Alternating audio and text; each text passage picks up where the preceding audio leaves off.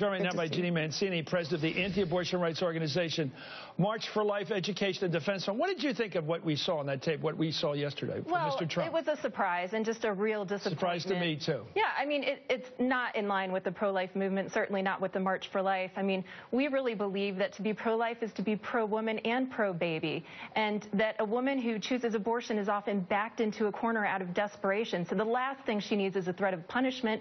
She needs a path to hope and healing. What about the people that use terms like abortion, murder?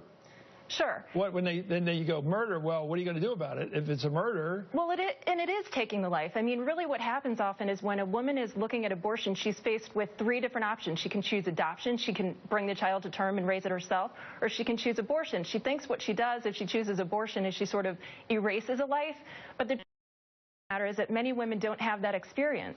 They have the experience of grief after having chosen this. So you can't erase a life. Abortion does take a life. You're very active in this, and I appreciate you coming on. And you just heard Cecile Richards saying that a lot of Republicans support this kind of criminalization. Is that true or not? No, she was absolutely 100% wrong. I do not know of one member of Congress or one law that punishes the women on this. Now, but you know, one presidential candidate who's now the front runner who has said so. Right, and he's backtracked. But I think that yesterday shows that he could use some time with pro-life leaders and people who've studied this a little bit more. Do you believe he's pro-life?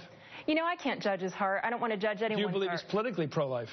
Again, I can't judge his heart, but I'd be happy to meet with him, and I'd be happy to meet with Hillary Clinton. Do you take him at his word that he's pro-life? Well, I have to take him at his word.